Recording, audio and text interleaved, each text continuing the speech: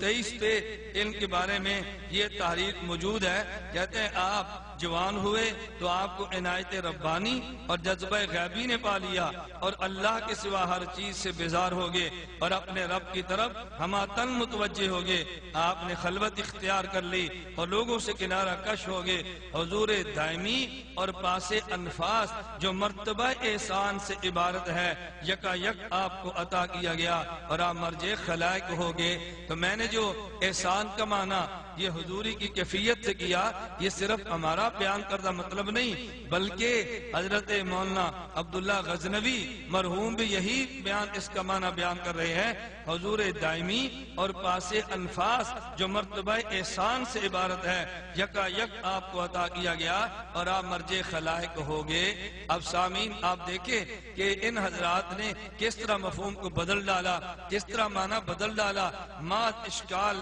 پیدا کرنے کے لیے، وسوسے پیدا کرنے کے لیے، محض اعتراضات کو پیدا کرنے کے لیے. تو اس شخص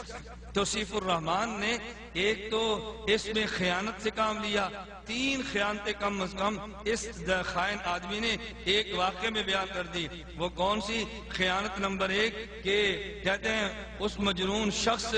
لڑکے کو جو لڑکے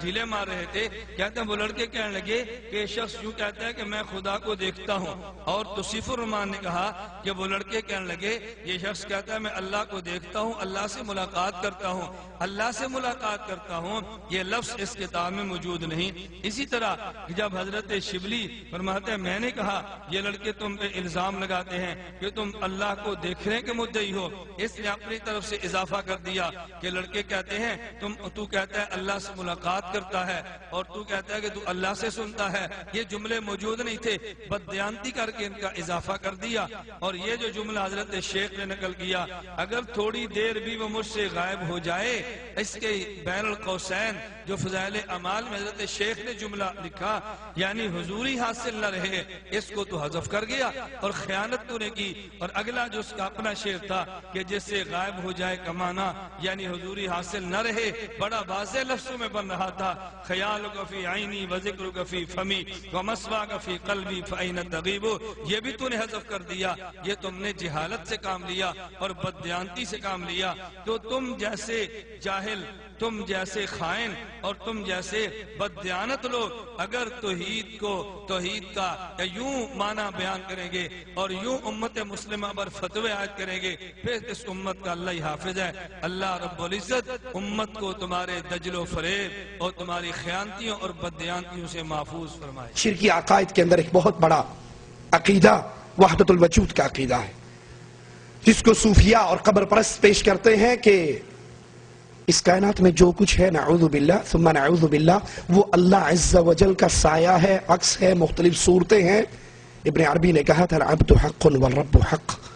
بندہ بھی حق ہے اور اللہ بھی حق ہے. مجھے نہیں پتا شریعت کس کے لیے آئی ہے، اس کے لیے ایک من گھڑت جھوٹی روایت کا سہارا لیتے ہیں. کنت کنزن مخفین، میں چھپا ہوا خزانہ تھا، میں نے اپنا آپ ظاہر کرنا چاہا، اب کائنات میں جو کچھ ہے وہ میں ہوں. یہ گمراہ ترین اہل شرک کا سب سے گندہ عقیدہ وحدت الوجود کا عقیدہ. وحدت الوجود کا یہ کفریہ عقیدہ،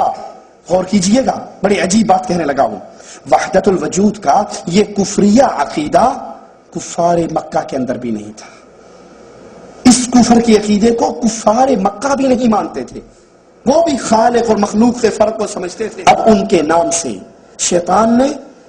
اس نام کو استعمال کر کے امت کے سامنے سب سے غلیظ عقیدہ، سب سے خطرناک عقیدہ جو ہم تک پہنچایا، جو حکیم الامت اشرف علی تھانوی صاحب کی کتابوں کے اندر موجود ہے، وہ عقیدہ وحدت الوجود کا عقیدہ. اور یہ یاد کر لیجئے، یہ عقیدہ وحدت الوجود اتنا غلیظ عقیدہ ہے، اتنا کفریہ عقیدہ ہے کہ اس جیسا کفر شاید دنیا میں زمین کے سینے پہ اور کوئی موجود نہ ہو. اور یہ عقیدہ کیا ہے کہ ہر چیز ایک ہی وجود ہے،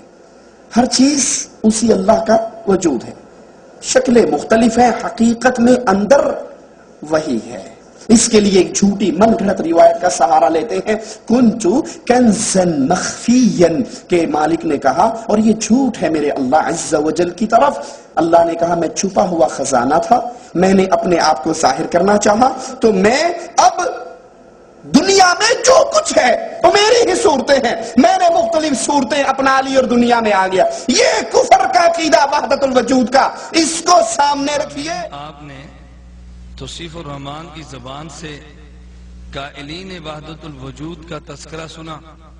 اور وحدت الوجود کے عقیدے کی شدت کو بیان کرتے ہوئے جو جملے توصیف الرحمان نے بیان کیے، آپ نے وہ جملے بھی سنے۔ ذرا ان جملوں کو میں دہرانا ضروری سمجھتا ہوں تاکہ آئندہ چل کر جو میں گفتگو کروں اس کو سمجھنے میں آپ کو آسانی پیدا ہو جائے۔ توصیف الرحمان نے عقیدہ وحدت الوجود کو بیان کرتے ہوئے کہا، کہتے ہیں وحدت الوجود کا کفریہ عقیدہ کفار مکہ کے اندر بھی نہیں تھا، کفار مکہ بھی اس عقیدہ کو نہیں مانتے تھے، اور یہ سب سے غلیظ عقیدہ، سب سے خطرناک عقیدہ ہے۔ اور اسی وحدت الوجود کے عقیدے میں کہتا ہے اتنا غلیظ عقیدہ، اتنا کفری عقیدہ ہے کہ اس جیسا کفر دنیا میں زمین کے سینے پر شاید موجود نہ ہو، اور کہتا ہے اہل شرک کا سب سے گندا عقیدہ۔ پہلے توصیف الرحمان نے اس عقیدے کی شدت کو بیان کرتے ہوئے کفریہ، اس کو شرکیہ، اس کائنات کا سب سے گندا عقیدہ یہ بیان کیا کہ اس قدر خطرناک عقیدہ ہے۔ اور اس کے بعد توصیف الرحمان نے ایک ناکام سی کوشش اس بات پہ کی ہے کہ سامعین کو یہ تاثر دیا جائے کہ اس عقیدے کے قائل اس دھرتی پر علماء دیوبند ہیں، اس لیے یہ توصیف الرحمان کہتا ہے سب سے غلیظ عقیدہ، سب سے خطرناک عقیدہ، جس کو حکیم الامت اشرف علی تھانوی صاحب کی کتب میں یوں یہ عقیدہ موجود ہے۔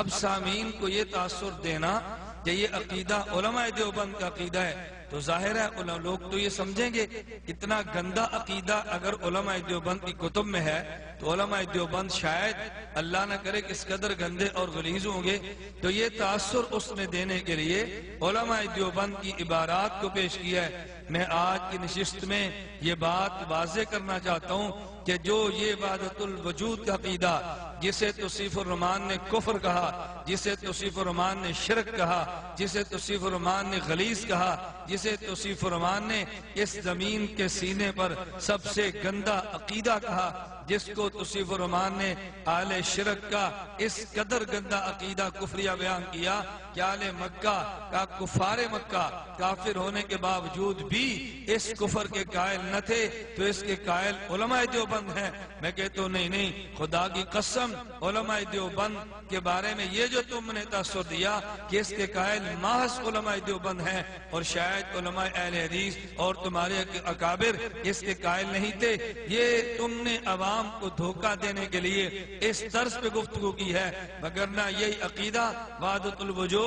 علماء اہل حدیث اور اکابرین کی اہل حدیث کی کتب میں بڑی وضاحت کے ساتھ موجود ہے۔ مثال کے طور پہ اہل حدیث علماء میں سے ایک بہت بڑے اور جید عالم نواب سید صدیق حسن خان بھوپالی مرحوم، جو 222 کتب کے مصنف ہیں اور اتنا بڑا اہل حدیث مسلک کا عالم کہ جس کے بارے میں مولانا ثناء اللہ امرتسری لکھتے ہیں ہندوستان کے نامور سلفی اہل حدیث مولانا نواب صدیق حسن خان، مظالم روپڑی صفحہ نمبر 13، اور یہی وہ عالم کہ جن کے بارے میں میر ابراہیم سیالکوٹی صاحب تاریخ اہل حدیث صفحہ نمبر 399 پر یہ تحریر کرتے ہیں، کہتے ہیں شیخ و شیخنا حضور پر نور نواب سید صدیق حسن صاحب، اور یہی نواب صدیق حسن صاحب جن کی کتاب الروضۃ الندیہ اہل حدیث مسلک کے مدارس میں بطور نصاب کے پڑھائی جاتی ہے، بلکہ اسی نواب صدیق حسن خان مرحوم کی کتاب الروضۃ الندیہ یہ جس کا صرف اس مسلک کے عام علماء نہیں بلکہ مسلک یہ نامور عالم علامہ ناصر الدین البانی جن کے حالات پہ مشتمل کتاب اس وقت میرے ہاتھ میں موجود ہے، جو دارالسلام نے شائع کی، ابو الحسن حافظ عبد الخالق نے اس کتاب کو تحریر کیا، اور محسن فرانی اس کتاب کے نظر ثانی اور اضافات تحریر کر رہے ہیں۔ کہتا ہے مجدد دین محدث کبیر محقق شہیر محمد ناصر الدین البانی رحمہ اللہ، یہ اس کتاب کے ٹائٹل پہ الفاظ درج ہیں۔ اب اس کتاب کے آپ صفحہ نمبر 93 صفحہ نمبر 100 یا صفحہ نمبر 70 آپ ان 3 صفحات کو کھول کے دیکھیں کہ ناصر الدین البانی مرحوم